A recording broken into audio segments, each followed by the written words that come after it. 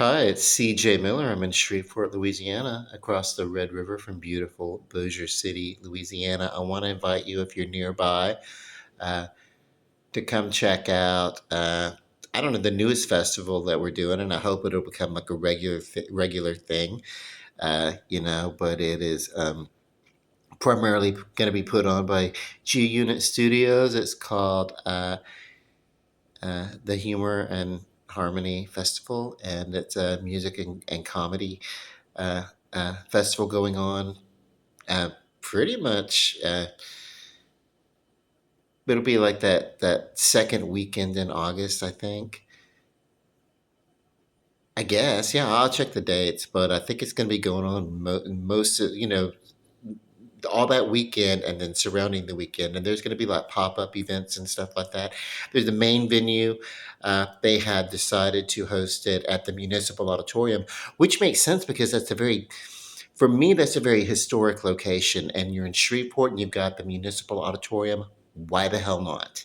You know, and it was going to be hosted outside at a stadium at the state fairgrounds in Shreveport, but the heat advisory. So they found a venue that was inside. Now it is, uh, so they had to yeah, do some restructuring on that. They got it worked out, but it makes sense, and it's closer to downtown. And there's pop up events that was going to be scheduled downtown also, and it basically just means that not only at the municipal auditorium are there going to be events, but there are going to be events uh, under the bridge at Festival Plaza. And then there's a couple of pop up events that are going to be happening at Spring and Crockett Street and some lots down there. So um, it's going to be interesting that there's going to be these things going on all throughout downtown for that week. Now we've done we've got a week long festival that goes on here in the fall, I think, or going into the winter. It's called Prize Fest, and it's basically anyone who's in the arts locally and professionally and prolifically. Anyone gets their work out there. They have an opportunity to run for you know to place in prizes, kind of like the Olympic of the arts locally, and including film, fashion, food, literature, anything. And so uh, I don't know. I don't think that. I mean, my book is basically finished. I don't know if I'm going to have it on the platform that I want to have it on, and by the time it is, but in this season, coming up this season for Prize Fest, but maybe I'll work on trying to get it submitted for next year. It'd be really nice to have, um,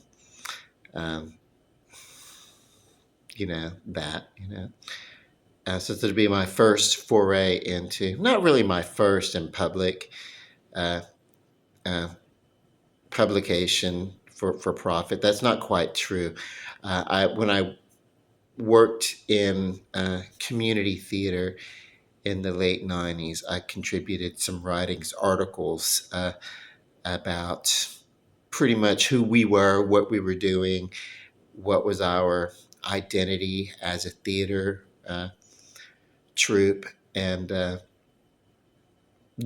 motivations, and basically our collective personality, and what we did as performing original stage works. We didn't. So we wrote, co-wrote, produced, originated these characters, and we built our own sets. We did it all. We called it guerrilla theater, as in guerrilla warfare, but guerrilla theater. It was like that. Basically, the what I imagine uh, the earliest players and playwrights would have done. Those companies just kind of like a makeshift, curtain on a pulley, just nothing coming up, just pulling them apart, kind of thing. So,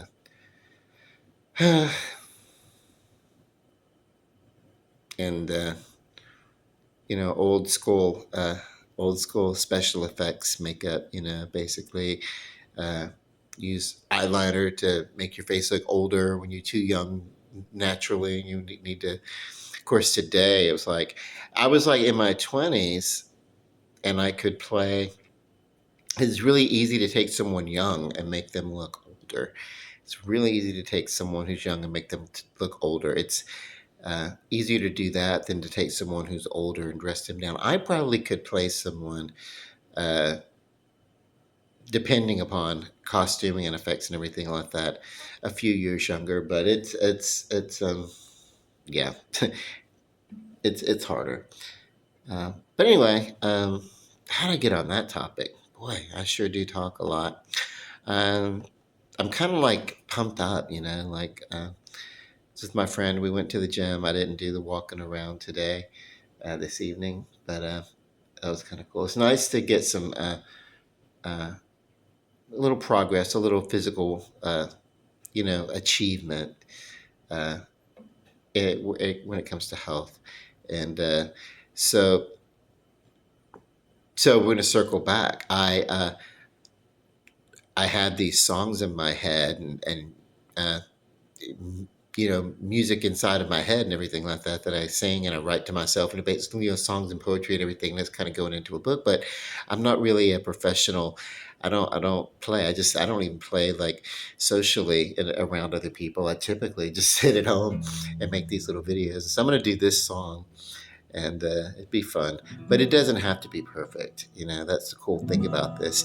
This is about recreation and meditation, relaxation, fun, and love and light.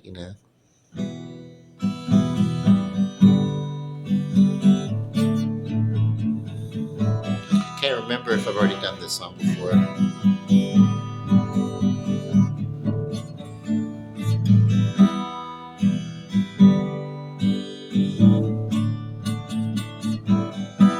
We got something, we both know it.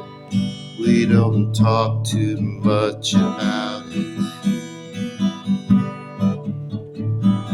Ain't no big secret, somehow, some way we get around it. Now listen, it don't make no difference to me, baby. You believe what you wanna believe. You see, you don't have to live like a refugee. You don't have to live like a refugee. You don't have to live like a refugee.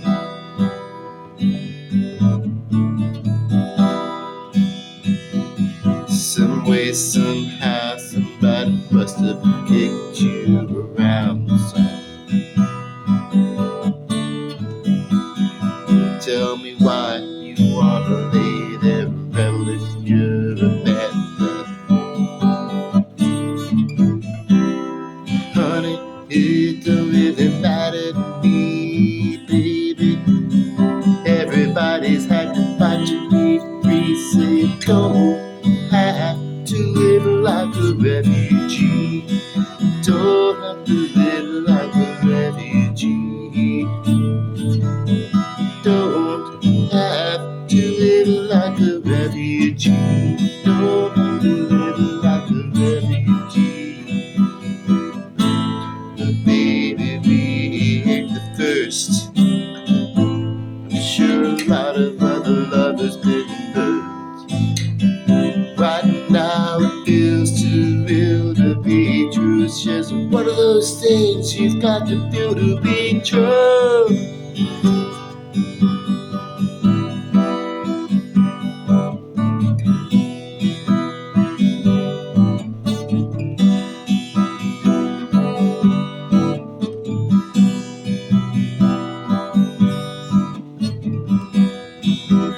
Somehow, someday, somebody must have kicked you around.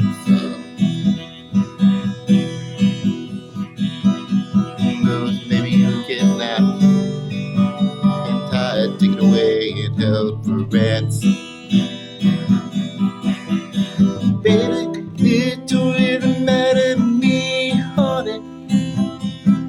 Everybody's had to fight to be free. Say don't have to live like a refugee.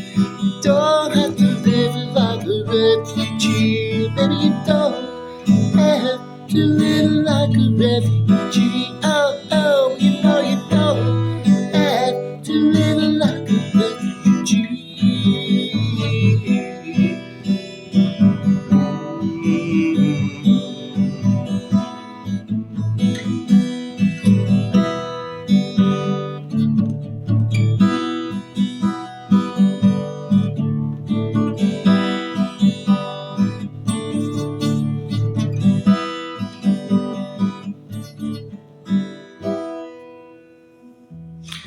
God, that probably really, really sucks. I know that like there are some parts I got like the lyrics totally fucked up. I actually do know this song, but yeah, I get like a yeah, so excited, yeah. But that's cool. It's okay, you know, uh, because this is not something I would go like on stage and do this in front of people or anything. It's not my forte. It's more of a chill out kind of thing, you know. And if you think, you know, if you think this is all I do, if you've never seen one of my videos before, I also chill out with electric drums. I chill out with harmonica. I chill out with electric piano. Uh, yeah, hand percussion. You know, I don't know. I don't know. I think that one of the things that people do, and this made sense. One of my people that I loved was just, you know, Linda Ronstadt. And when Linda Ronstadt was, uh, the thing about her is that she pretty much anything that she wanted to do uh, musically, she did. And people would say, "Oh, by the way, you really can't really do that. You're at the pinnacle of you're at the height of your career, and if you do something, you'll sabotage it." And she was like, you know, she didn't get deterred from that, you know, and so I guess what she started out doing was kind of folk in the late '60s, going on '70s, you know, doing uh, uh, you know some crossovers into like rock and country rock, and she was basically the first female to infuse country and rock, along with the Eagles being the primary group that did that. You know, really infused that before they kind of like really just kind of like launched out and just kind of went like pop rock like they did. They really were an infusing of country and rock. You know. Uh, and that's kind of where folk lives. But folk is like I would say like a perfect blending of Americana music. You know, talking about the American way of life. It's like the modern, uh, you know, uh, becoming. You know, of rock and roll and country. And they can all kind of be traced back to like infusing folk with jazz and everything like that. So it's like you know whatever. It's just from that kind of spun off psychedelia and art rock, which it's more abstract. And being that I'm not a musician, the poetry that I write is very abstract though. Like you might if somebody were to read it, they would be like, "What the hell is this dude even talking about?" So it's a way of communicating emotion through allegory, you know. Um, but it doesn't. The a literal translation of it doesn't always make sense. But I love abstract painting, abstract design, and so when I realized that I loved that, I loved looking at that and seeing that, then I loved the idea of kind of creating that with poetry and verse and cadence and very loose, free form kind of way, and that's what mostly what people will find in my book whenever they get around to looking through my book when I get finished with it. It's coming along. I've got about probably about a fourth of it uh, arranged and stored in um, the program that I'm using to uh, arrange it and process it and everything. Because I'm thinking very much in line of the flow for me, which will probably make sense to me, but not so much everybody else, because some of these poems are, uh, to me, linear to a season in my life here or there, so they kind of belong in a grouping, and not so much of it will make sense to anybody else in that. It'll be like, oh my god, okay, there's a couple of groups, couple of poems here where some of the phrasings maybe are similar uh, here and there, and there's like a callback here and there, and that's cute and that's catchy. That really wasn't intentional when I was writing some of the poetry. It was more like, yeah, I wrote them at this time in my life, so they echo each other in certain ways, and then later on, 5, 6, 8 years later, some more poems that are about another period in my life, some other things that I've observed or experienced or whatever, and I'm relating the emotion abstractly, you know, either through personal experience or from longing. And then there are some other poems that are in the book that I'm working on that will have nothing to do with my personal experience other than just me wondering what it would be like to create a character and see a particular circumstance from another character's point of view, you know. You know, and when I create those characters and I do those character pieces in poetry, it's more like, huh, you gotta. It doesn't matter what your personal life is, how you personally feel.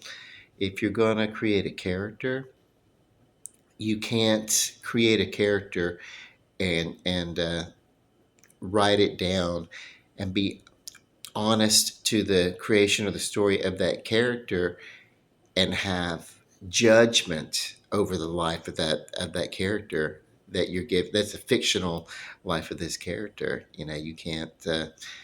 Uh, if you do that, as an artistic creator of this character or whatever the character is, if you do that, then what will happen is you won't be at your best. You won't be accessible uh, as a creator. Your character will not feel accessible. The experience that they have, or what this character observes, and what they think, and what they feel, and the conclusions that they come to through whatever, it won't be. It won't touch people if you are holding back in your art. It doesn't matter what the art is. If you're holding back, you're not gonna be able to touch people. Now, I don't know if I'm going to be able to reach people on an emotional level one way or another, but that's one of the reasons that people create. It has nothing to do with trying to make a living or anything like that. As a matter of fact, uh, that's not my uh, concern here. Trying to promote a book, that's only a quarter of the way ready to be published, to psych it up so that when it releases, maybe somebody will buy my book or whatever. It's not about that. It's not about that at all.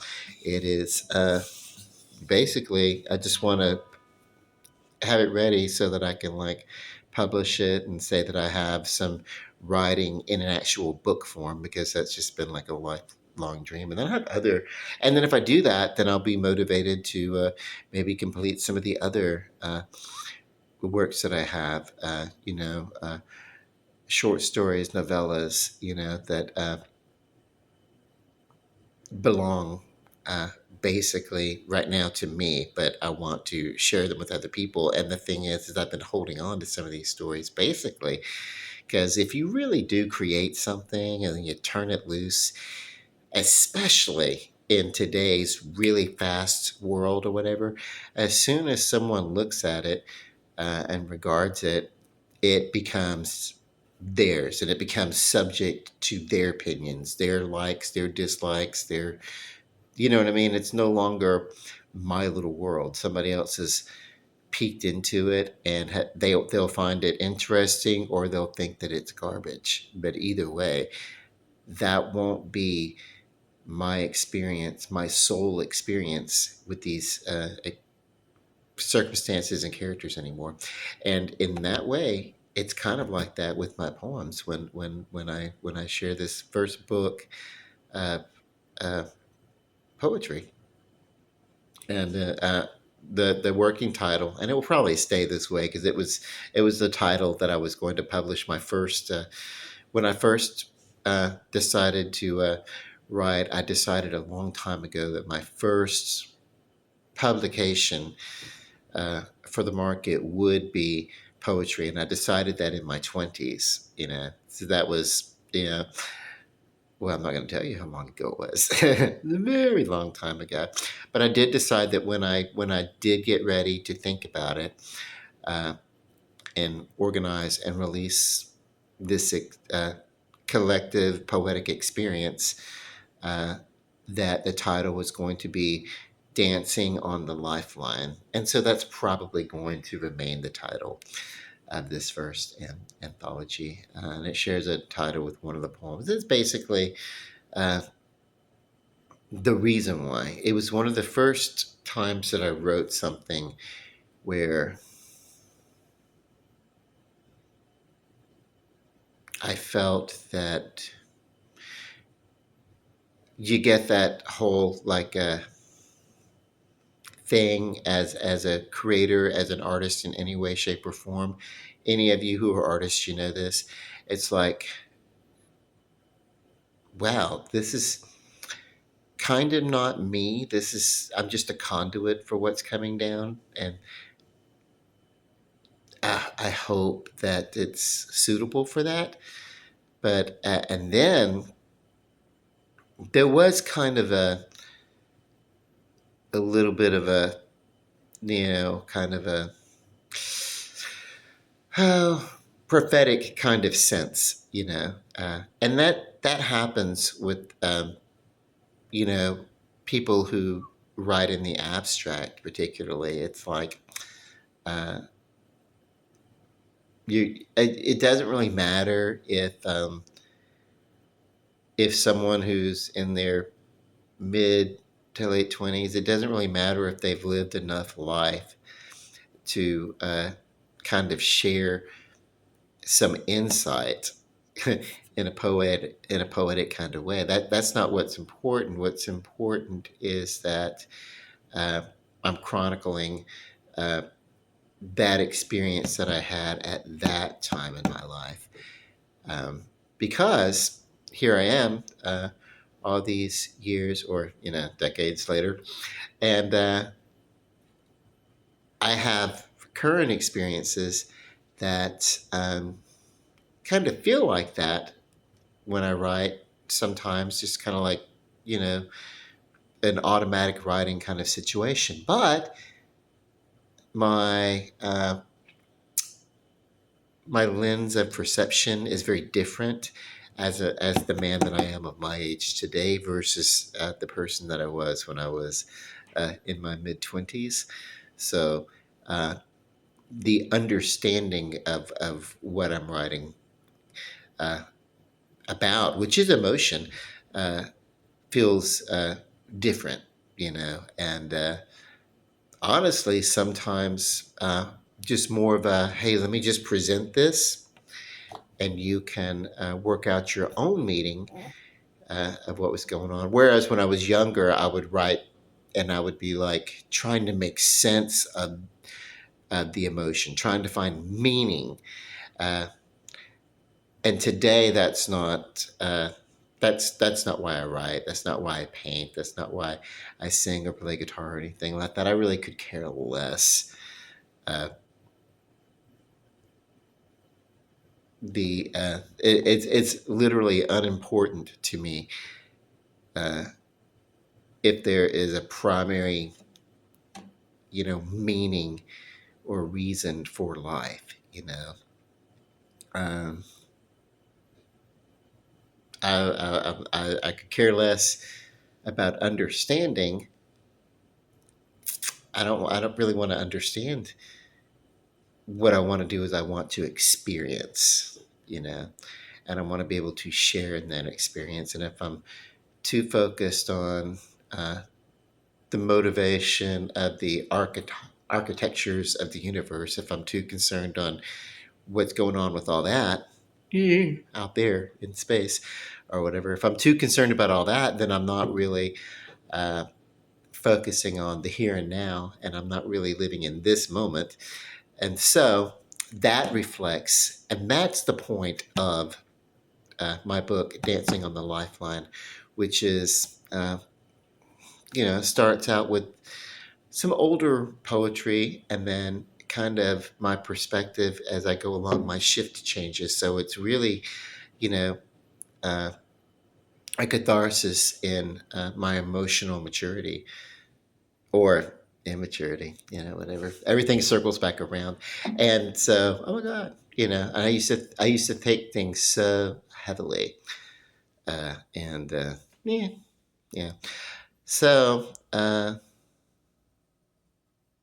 that's I'll take this particular type of information and I'll put it maybe in um, a few pages of closing after the poem. But I really don't want to overly explain uh, the book, and cause maybe I already have just now, but because it really is about an emotional journey.